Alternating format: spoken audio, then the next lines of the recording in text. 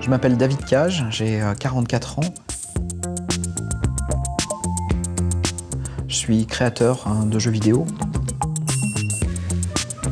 J'écris des scénarios et je réalise, je travaille avec les acteurs, je travaille avec le compositeur de la musique et j'essaye de créer des expériences qui sont différentes.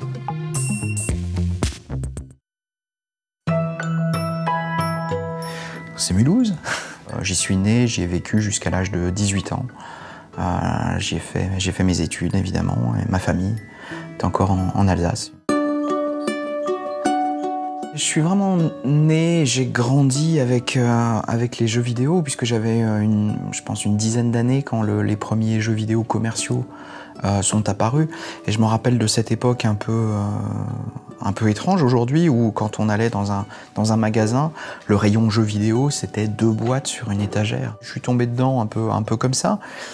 Pas de manière exclusive et pas de manière excessive. J'étais pas un geek enfermé du matin au soir à jouer à sa console.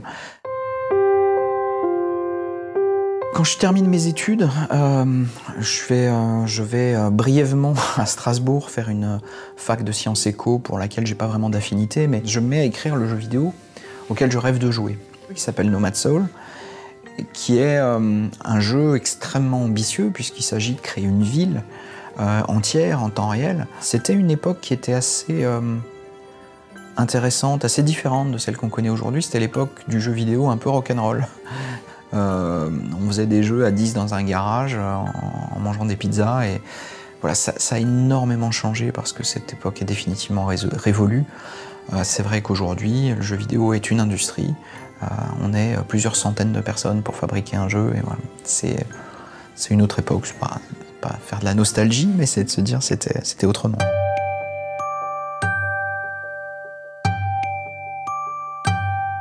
C'est le premier jeu qui commence sérieusement à se vendre et qui se vend essentiellement à l'étranger. C'est premier des charts en Angleterre, c'est premier des charts en Allemagne, on sent que ça décolle aux États-Unis. Enfin voilà, il y a un vrai engouement qui n'est pas franco-français mais qui devient vraiment international et on sent que partout il se passe quelque chose. Quand on est dans le jeu vidéo, il faut d'emblée penser à un marché international, tout simplement parce que les investissements qui sont nécessaires pour créer un jeu vidéo sont tels qu'on ne peut pas trouver de rentabilité uniquement en France. Donc il faut que le jeu parle à différents publics dans différents pays. Un beau matin, le téléphone sonne et c'est Sony qui appelle. Et nous on avait essayé de contacter Sony plein de fois, on les avait appelés, mais ils avaient expliqué qu'on était trop petits, qu'ils ne cherchaient pas de projet, grosso modo qu'on ne les intéressait pas. Et là, ce jour-là, c'est eux qui nous appellent pour nous dire « On a joué à Fahrenheit, on a beaucoup aimé le jeu, on voudrait savoir ce que vous avez en tête pour la suite. » Et ils viennent nous voir, on leur dit « Voilà, on travaille sur ce projet qui s'appelle Heavy Rain, qui tient en 2 pages. Mais surtout, on travaille sur un prototype technique, parce que ce qui nous intéresse, c'est de voir comment on peut créer de l'émotion avec la 3D. » Et donc, on a écrit un court-métrage qui utilise la technologie du jeu, qui est l'histoire d'une jeune femme qui s'adresse à la caméra, qui va raconter son histoire. Et la démo va être téléchargée plusieurs millions de fois, et ça va créer un buzz absolument invraisemblable.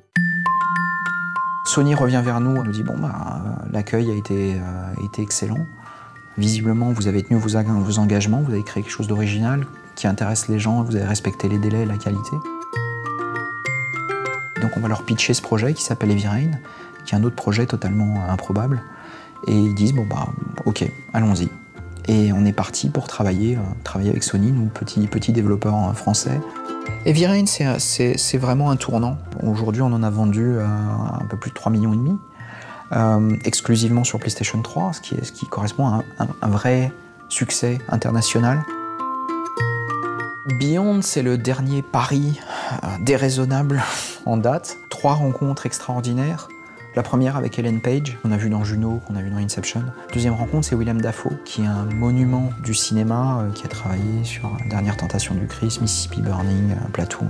Puis la troisième rencontre, c'est avec Hans Zimmer, célèbre compositeur à Hollywood. On a travaillé avec une petite équipe, une dizaine de personnes, et différentes technologies de ce qu'on appelle scanner 3D. C'est-à-dire que c'est une photographie en 3 dimensions du visage et du corps des acteurs. Donc on va vraiment avoir évidemment leur volume, la texture de leur peau, de leurs cheveux, de leurs mains, de manière extrêmement précise, et les volumes. Donc on va pouvoir les recréer à l'identique, en 3D, vraiment basé sur cette photo 3D qu'on a prise d'eux. Il y a un journaliste qui a écrit qu'il a été bouleversé par le jeu et qui dit que ce mot bouleversé, c'est la première fois qu'il l'utilisait avec le mot jeu vidéo. Voilà. Moi, je fais ce métier-là pour lire ce genre de choses et pour provoquer ce genre de réaction.